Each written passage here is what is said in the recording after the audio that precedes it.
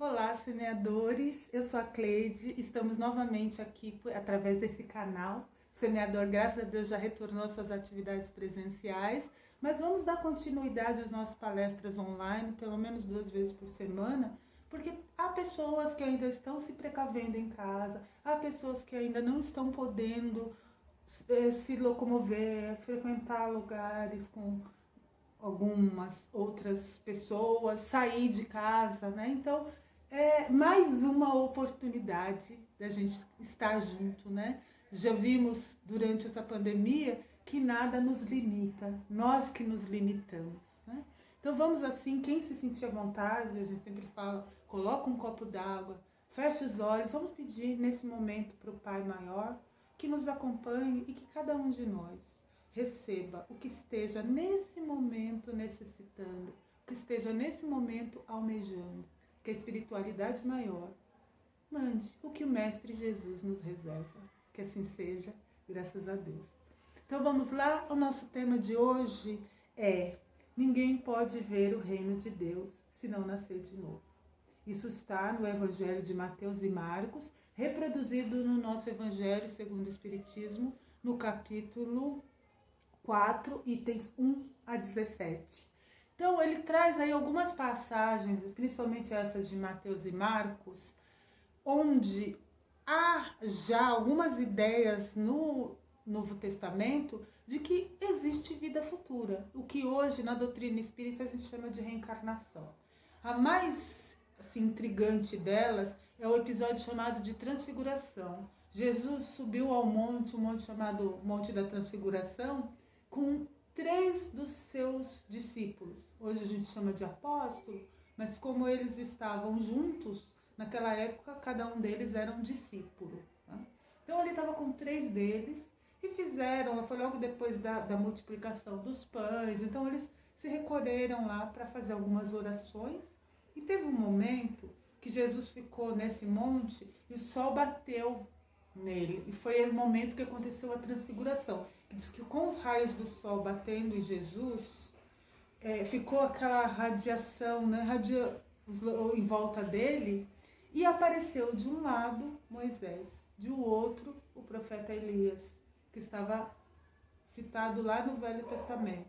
O Velho Testamento tinha uma profecia que diria: Messias virá, que é o Filho de Deus, que é então Jesus.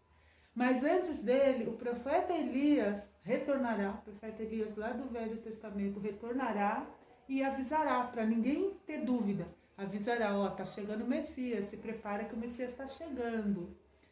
Então, os discípulos tiveram certeza do que eles estavam vendo, só que eles questionaram Jesus. Eles falaram, olha, se está lá nas Escrituras que Elias ia voltar para anunciar a sua chegada, e você chegou e a gente sabe que você é o Messias, Filho de Deus, e o Elias, aí, cadê ele? Ele não veio?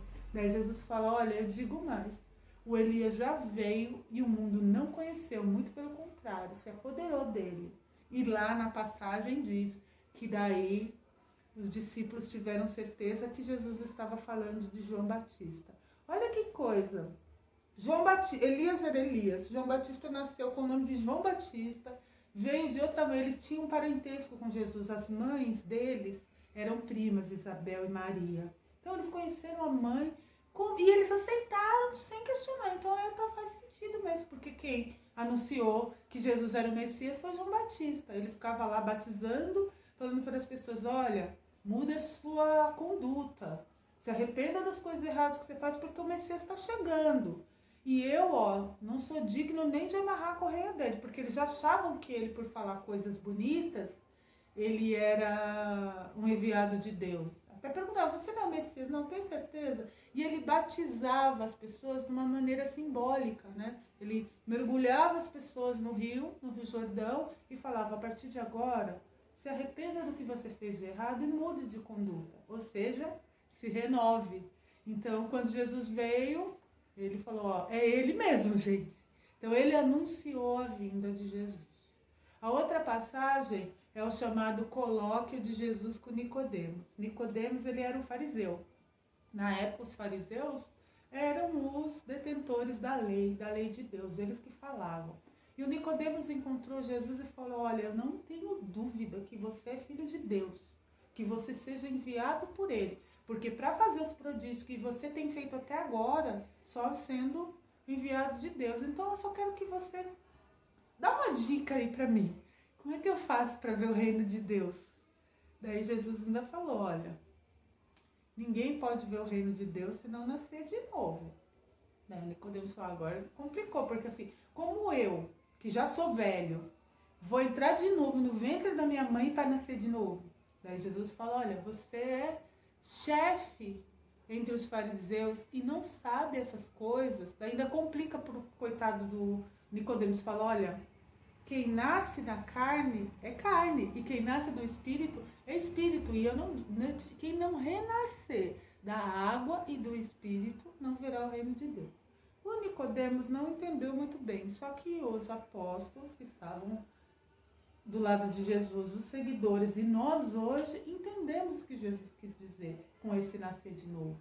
E como tudo, desde aquela época, se acreditava que a vida começava da água. E uma prova disso é que quando estamos no ventre da nossa mãe, a formação do nosso corpo material é feito num ambiente aquoso, a gente fica dentro daquela água, na barriga. Os animais, a maioria das espécies animais surgiram primeiro na água, evoluíram e saíram, a ciência já mostra isso pra gente. Então, quando ele diz renascer da água e do espírito, ele está falando renascer num novo corpo e renascer em espírito nesse novo corpo.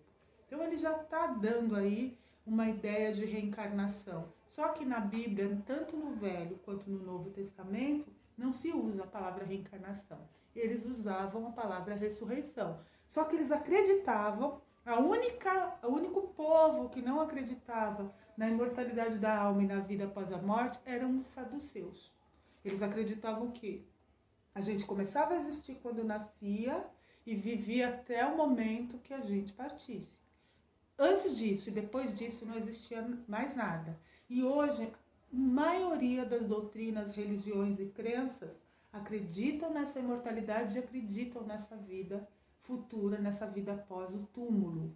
Só que algumas não têm ainda uma ideia tão organizada, mas acreditam: olha, teremos vida eterna, a gente vai partir, vai chegar uma hora que Deus vai acordar todo mundo. Então essa crença de vida após a morte é uma crença que existe e nós cremos, senão nós não estaríamos aqui professando uma doutrina. A gente acredita nisso.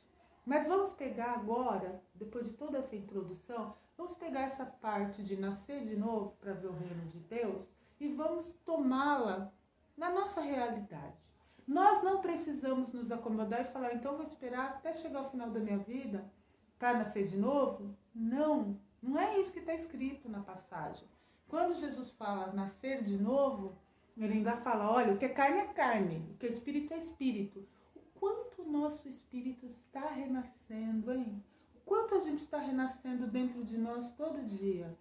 Os nossos projetos, hein? Quantos projetos novos a gente tem feito aí nos últimos tempos? Essa época de pandemia, ela ajudou muita gente a fazer projeto novo, até mudar de profissão, aprender coisa nova, aprender um artesanato, aprender uma culinária, aprender uma nova arte. Daí nós descobrimos que a gente pode aprender a fazer vários cursos pela internet, que antes eu queria tanto fazer curso de tal coisa, mas meu horário não bate. Hoje a gente vê que a gente consegue colocar isso. Olha quantos projetos novos a gente colocou. Projeto de vida, porque às vezes a gente faz projeto de morte e isso não é projeto. Então eu vou comprar um terreno no cemitério para não dar trabalho para ninguém. É uma boa ideia. Só que não é um projeto de vida, né? Até lá, até eu ocupar esse terreno que eu comprei, eu vou fazer o quê? Eu tenho muita coisa. Enquanto eu estiver vivo, eu tenho muita coisa para fazer. E o que será que eu estou fazendo, né, para crescer, para aproveitar essa minha vida? Porque, gente, também a gente não pode colocar isso como: tem outras vidas. Cada vez menos, vamos olhar só a nossa realidade. Nossos avós tinham muitos filhos. Tem gente aí que vem de famílias que chegaram a ter 20 filhos. Daí depois, os nossos pais tiveram alguns filhos, mas não foi na mesma quantidade que os nossos avós. Quando chegou em nós, reduziu bastante os números de filhos que nós trouxemos. Quando será os filhos? Então, quer dizer, a gente está vendo que esse nascer já não está tão intenso como era no passado. Cada vez menos a gente está renascendo aqui nesse planeta. E nós decidimos isso. Antes era normal ter uma família com mais de 10 filhos. Hoje, se a gente vê 5, a gente já fala, nossa, mas 5 é muito. Então, a gente já colocou isso como projeto de reduzir a quantidade de filhos quando a gente forma uma família. Então, esse renascer, gente, é agora. É projeto de vida, é projeto de realizações, é projeto de aprendizado. Daí você fala, mas isso fica bonito quando a pessoa é jovem. Nós estamos falando de vida eterna. Jesus mesmo aí confirmou pra gente que a gente vai renascer de novo. Então, tudo o que eu vou levar, se eu partir hoje dessa vida, o que eu vou levar? O que eu aprendi, o que eu me melhorei, né? E as minhas características morais. Eu não vou levar nada material. Então, o que a gente pode fazer para aprimorar isso? Para a gente levar para o outro lado e facilitar aí as próximas vidas. Mas não vamos pensar isso como melhoria para a próxima, não. Vamos pensar em melhoria para hoje. Um novo dia é um novo renascimento. Às vezes a gente vai dormir com uma questão aí nos atribulando. Depois de uma noite de sono, a gente acorda com uma ideia para solucionar. Olha só, até as pessoas dizem, nada como um dia faz o outro e uma noite no meio. Isso é renascer. Sabe que esse mês foi bem apertadinho, então eu vou me programar para o mês que vem, dar aquela folguinha para eu poder até comprar algo melhor para minha família. A gente, né, passando a pandemia, a gente poder passear, dar um pulinho na praia, até viajar para um lugar legal que a gente não foi ainda. Isso é plano para agora. Isso é renascer. Quando a gente viaja para um lugar que a gente nunca foi, conhecer um lugar novo, a gente não volta revigorado, a gente não volta renascido. Então vamos renascer sempre, vamos renascer a cada dia. A gente tem já isso dentro da gente. A gente vê que quando começa o novo mês, geralmente a gente vê postagens, né, de amigos nossos que colocam que setembro nos traga coisas boas. Porque a gente tem essa ideia de, olha, acabou esse ciclo, o outro vai melhorar em alguma coisa. E a vida da gente é feita de ciclos. Nós nascemos, somos crianças, entramos na escola, olha o ciclo novo. Aprendemos a ler, aprendemos a escrever, vamos estudando. Chega na idade jovem, daí entra no mercado de trabalho, faz uma faculdade, já mudou tudo, eu já sou outra pessoa renascida. Nesse meio tempo aí, conhece uma outra pessoa aí, engata um relacionamento e começa uma vida a dois, né? Alguns trazem filhos, adotam filhos e constituem uma família. Olha só, outro renascimento. Eu deixei de ser eu e passei a ser uma mãe, um pai, né? E daí tenho filhos e vou acompanhando o ciclo do meu filho também. Entra na escola, cresce, aprende a escrever, daí vai para a faculdade, cria uma profissão, começa a trabalhar, vai para o mercado, vai para casa. Olha só, eu deixei de ser mãe e além de mãe, agora eu sou avó também. Então, assim, a nossa vida são ciclos e esses ciclos são renascimentos.